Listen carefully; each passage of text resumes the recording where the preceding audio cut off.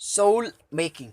The content of an artwork includes not only form but also its subject matter in its underlying meaning of themes. So, in an artwork, so kailangan may sinusundan po tayong theme. Or so, pagdating po sa example na lang po sa mga tula, ay may sinusunod po tayong title na kung saan hindi po tayo dun mawawala. Na kung saan dito lang po tayo nakafocus kung ano po yung focus ng drawing at upang madali po siyang maintindihan. And of course, pagdating po kasi sa content ng isang artwork, hindi lang form, kundi meron din siyang mga subject matter na kung ano pang mga kailangan natin nilalagay para mas maunawaan ng mga tagapanood o kung sino man yung nakakita ng isang art. Form is the totality of the artwork, which includes the texture, colors, and shapes utilized by the artist. So, yung form po, ito po yung mga artwork talaga na madalas ginagamit. Sa anong paraan nga po ba? Ito po yung includes po dito yung texture, yung kulay, at saka syempre yung shape. So, lahat naman ng almost naman sa mga art kasi hindi nawawala yung color, yung shape, and of course yung texture na kung saan ito yung mga ginagamit ng isang artist na para mas mapaganda ang isang artwork.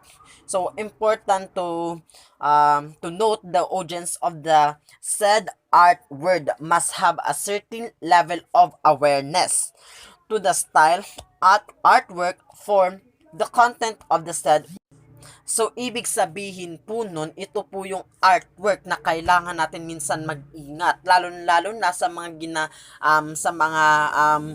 sa style natin ng artwork or yung mga form or kahit ano po is yung content or yung pinaka main na content kasi pwede po tayong makasuhan na tinatawag nilang plagiarism rather. So kailangan po natin na maging aware sa kailangan po natin mag-isip ng mas unique or something mas unique na or mas kakaiba pa na ma-include natin sa isang artwork para hindi po tayo makasuhan or maanuhan ng plagiarism.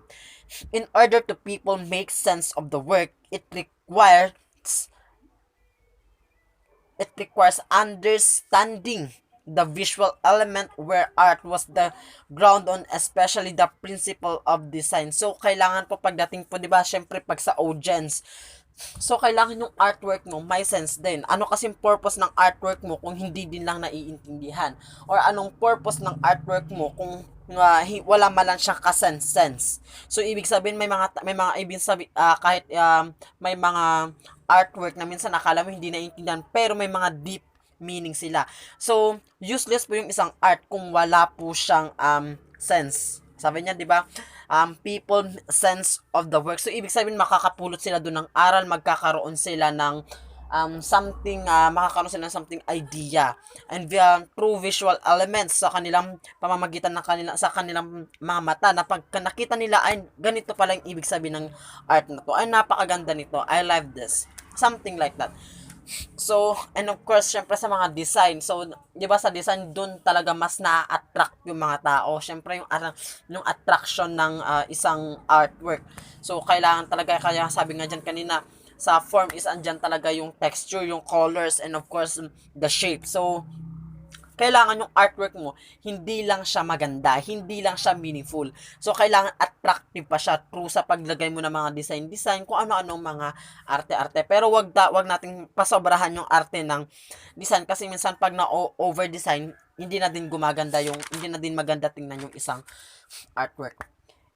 In order for the human to make sense of language and derive meanings from words, semantic and grammatical rules are important to be considered. So, ibig sabihin na consider din natin sa art ang isang semantic and of course yung grammatical rules na kung saan naano po natin yung ma-consider po natin na ang art na po yan ay may words din siya, may grammar din siya, may semantic din siya. Ibig sabihin, sense of language from the word itself, sense of language. Ibig sabihin, bawat art mo po doon or bawat nakalagay po doon ay mayroon po yung kahulugan at mayroon po yung ibig sabihin na malalim man yan o mababaw pero sa isang artist, siya lamang po ang isa sa mga tunay talaga na nakakaalam kung ano talaga ang ibig sabihin ng artwork niya. Kasi sometimes sinusulat natin minsan, sabihin na naman natin sa tula, sa kanta, or even do sa art, sa pagdrawing, nakakabuo po tayo ng art through sa atin pong emotions, through our imaginations, of course, and mga something ganun po yun, of course, sa mga naoobserbahan po natin. So that's all for the soul making. God bless. So my report is all about improvisation. First, what is improvisation? Improvisation is defined as doing something without a prior preparation. It adds up to the totality of work of arts and makes the artwork to have a distinctive quality that crafts its individuality and identity. Ibig sabihin, gumagawa siya ng art without a prior preparation. Kumbaga, wala siyang idea sa kalalabasan ng gagawin niya. Nagdadagdag lang din siya ng color, iba't ibang klase ng art para magkaroon ito ng sariling identity. Kumbaga, malaman yung ginagawa niyang art. In total, parang improvise lang yung mga ginagawa niya. And it allows the artist to explore and think about how the audience can actually be a part of work itself. Kung paano mag-react yung mga audience sa ginawa niya. Example dito is yung performance art na ginawa ni Martha Menunjin. Ito yung mga example.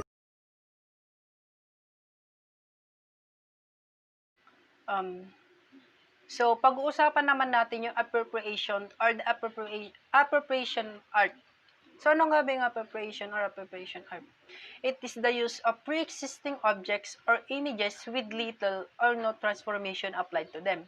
So, itong appropriation, ito yung art na kung saan kumukuha sila, yung artist is kumukuha sila ng idea sa pre-existing objects or paintings para gawin itong isang artwork. Sa appropriation, may mga ibang painters dito na kung saan hindi lang sila kumukuha ng idea, bagkos yung nakita nilang artwork sa iba is yun yung mismong ipinipaint nila. Ginagaya nila yung lahat, make it with their own. So nakikita nyo naman sa background, di ba? Yung Mona Lisa, ganun. May mga iniba. Pero yung idea nung original is nandyan pa rin. Example, an artist created a painting and displayed it in a museum. Who do you think owns the artwork?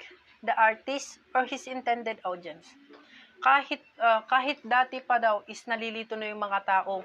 Pag may nakita silang painting sa museum, napapaisip talaga sila kung yung artwork nga bang iyon is pagmamay-ari ng original or his intended audience o kaya isa lang itong appropriation art na kung saan ginaya sa original na may gawa. Appropriation of art has been a common practice throughout history. In the past, if an apprentice painter needs to hone his skills in craft, he would be allowed to use his master's work to copy. So ito ay napaka-common na pala kahit nung dati pa.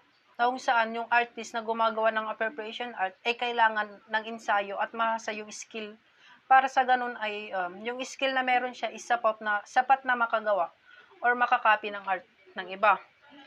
An appropriation artist is trying to explore his personal application of techniques to something he is more familiar with. There are some people who go to extreme by believing that the copying the exact artwork of an artist and attributing it to his own. Sabi ko nga, may mga artist dito na ginagaya lahat na kung saan ito naman yung pinaniniwalaan ng mga tao na lahat ng appropriation artist ay ginagaya lahat at attributing it to his own. Ito naman yung naglilid ng problem kasi nga 'di ba ginagaya every pieces yung art ng original tapos integrating them into their own. Paano yung original na may gawa? Sila na yung namulan. Imbis na yung art nila yung artwork nila yung makilala is yung gumaya pa yung mas nakilala.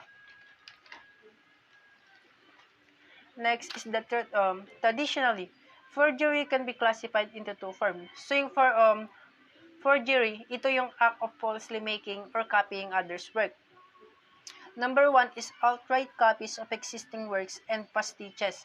So ito yung lahat ng elements ng isang artwork, every pieces ng artwork is ginagaya and infusing them into a new work. Dito naman sa form of creating an approximate of what an artist would do by predicting, ito naman yung kumukuha lang ng mga idea and observe yung technique and style, ginagaya yung talagang yung idea and focal points. Hindi siya yung mismong ginagaya lahat, pero may mga iniiba din. Pero yung focal points andun pa rin. Next is the intention of the appropriation artists are often questioned since issues of plagiarism or forgery sometimes arise. May nagsasabi na plagiarized daw ang kind of art na to, pero hindi po siya plagiarism or act of stealing. This is why it's important to understand why artists appropriate the artwork of others. Gusto lang ng mga appropriation artists na ma-recognize yung image na ginawa nila or makita as a new perspective.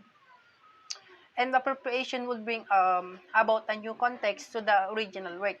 In short, contextualization lang ang lahat or borrowing an image for a new context. So, titignan natin yung example ng appropriation art. Ito yung Campbell's soup cans ni Andy Warhols. Ginaya yung isang product to make it art. Next is yung gawa ni Marcel Champs noong 1919. Mukha ni di ba si Mona Lisa po yan. That's all po. Thank you. What are the important things the viewer or audience must consider to derive meaning from the artwork? In order for humans to make sense of language and derive meanings from words, semantics and grammatical rules are important elements to be considered. Aside from this, context and symbolisms are also considered to interpret and analyze either verbal or written work.